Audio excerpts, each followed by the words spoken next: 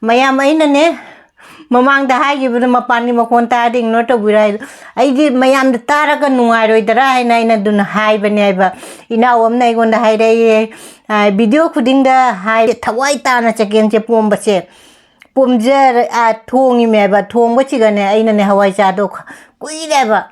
ke hi mu phara mani ne kangala tham gi ba adu je mu ba da tin nga ta ai di musin musin mu ba tin do adu nga ta jawram do hawai cha to hap ta re ba chakem je nang lao no chakem je aina ke no chak cha ma tam da ne uji ke nang lao gre ba aha ba chakom che chinau me yang gi khajing ni je buk ko je kuru lao ra sa theng man no mềm cha là hậu rau tè rồi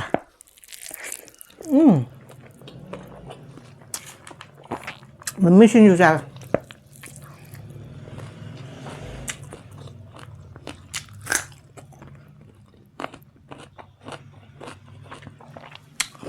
cái đi khua này chắc em buồn bà sao ngã sinh đi phá rồi bà họ sẽ giáo được cho họ đấy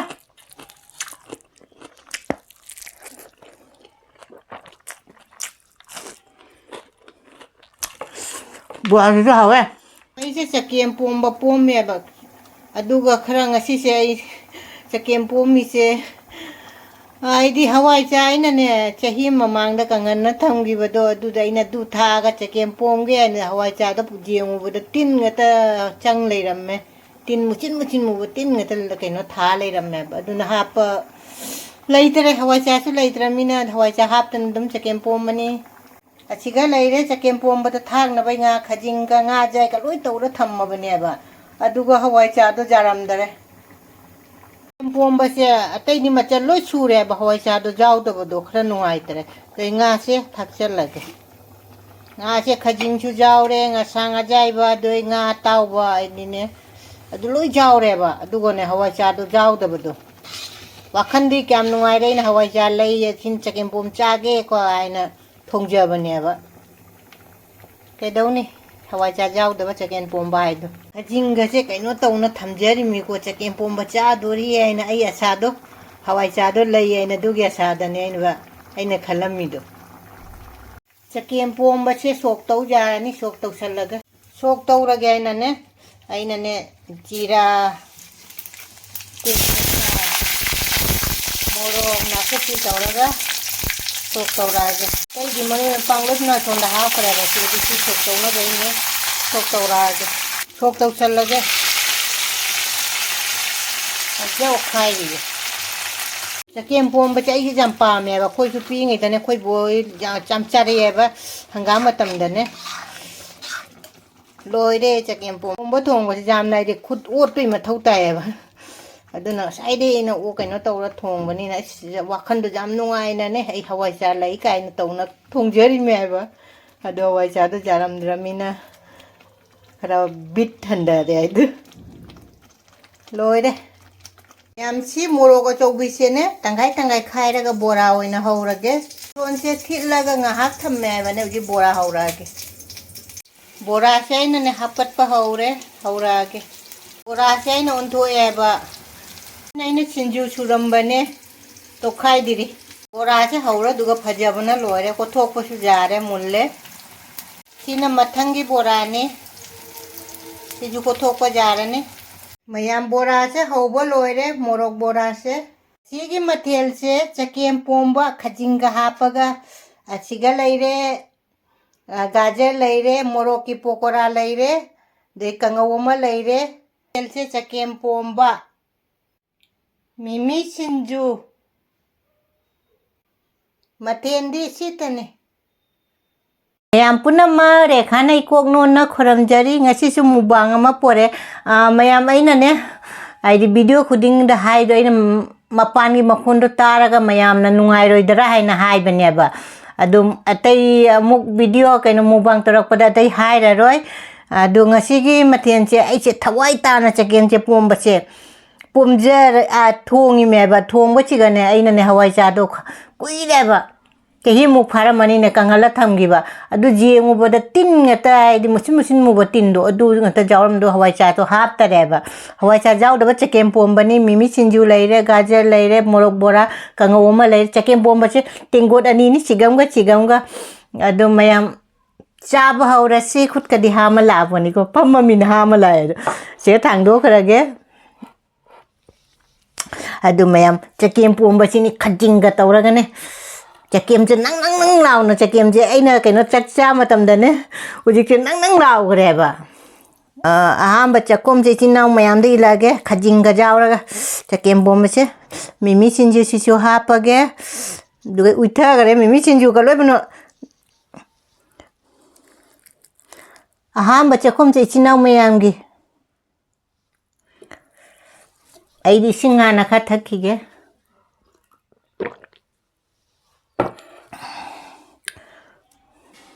खजिंगनीसे book को से कुरु कुरु लावरा सा थेंगमनु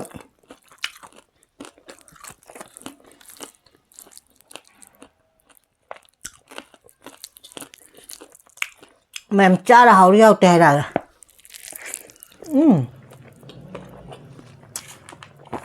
mummy सिंजू सा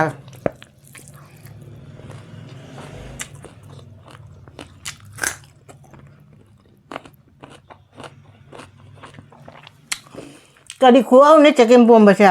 nga singdu fare ba ho sa jaw so hawe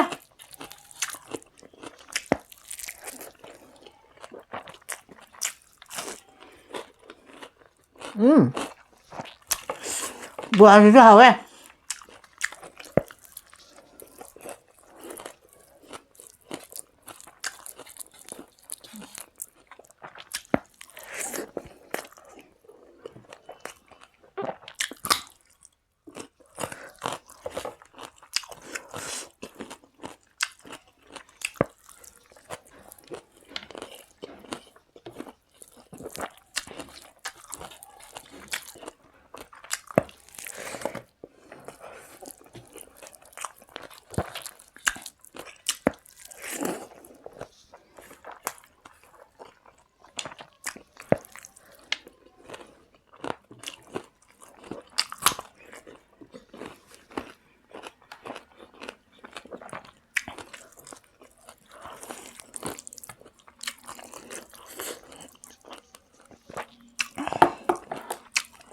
हरी Bob को था कि बने कदाई चंग रहना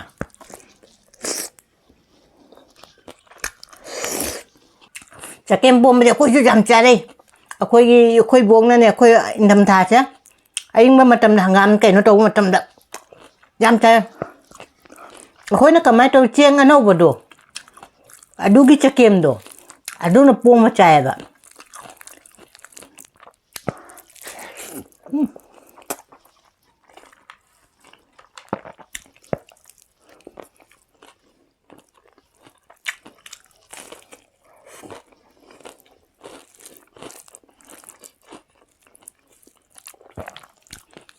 हाने हंदी nga ka se joga ngamu ka do jo thammaga chabane ba idombare su ngamu lawra hape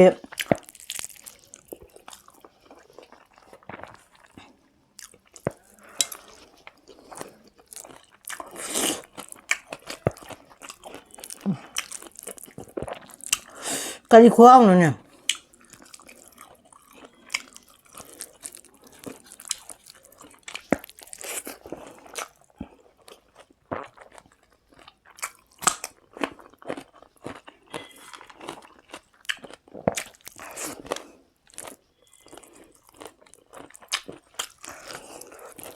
aina mamang da video hap ke ne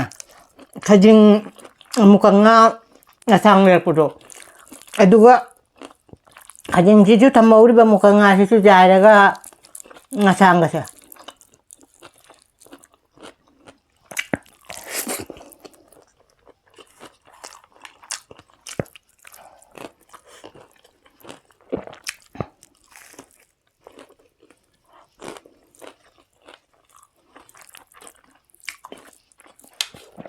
aje chahu siang kala su hap kala ba aduna hawa hengali ba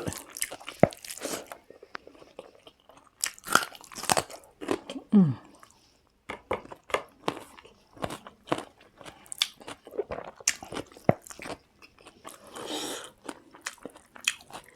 ngầu sao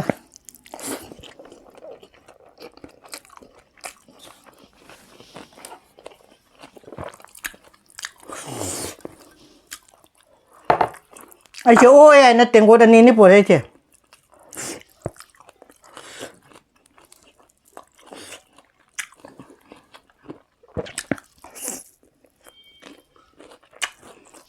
bò cái dầm hòm á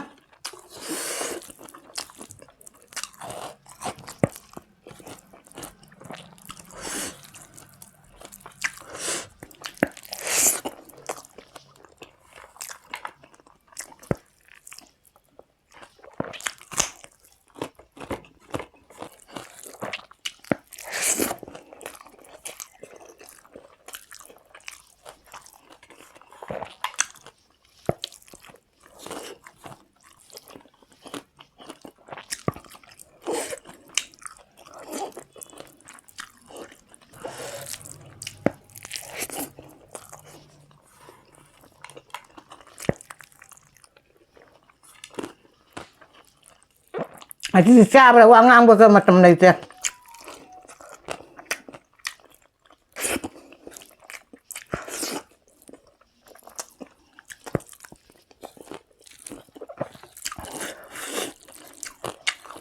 macam tu je loi apa benda bawa cata ni jauh je tu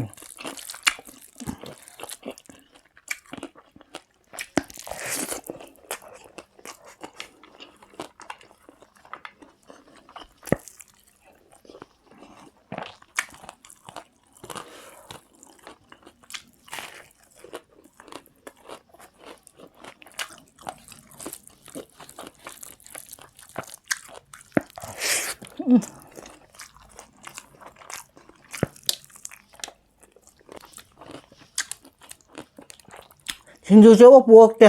ai na Singju je to la thamma haw to bane ba aduna moi tharuk to lam dra ba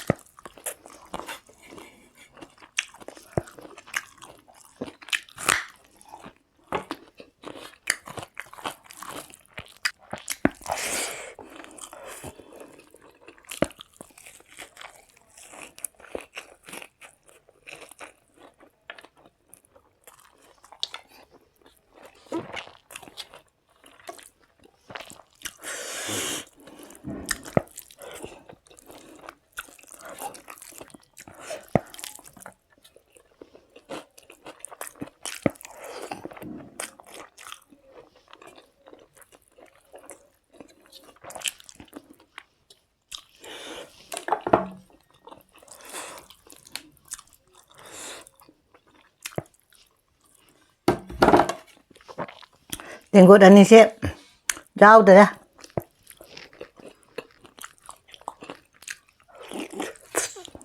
Chagempomba chứ phải rất thằng đi học với nhau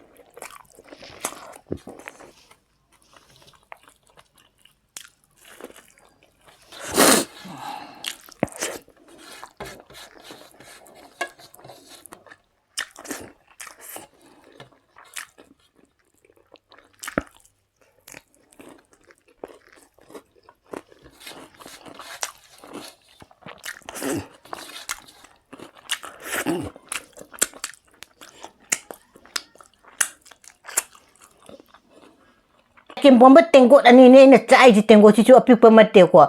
aduga bora du jam haurame Singju du jam haurame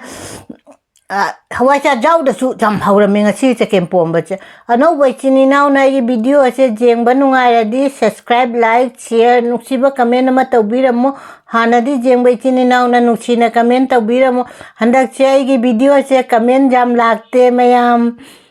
ado ngasi gi dum chiga thamme mathang mubang ai biramo mayam bye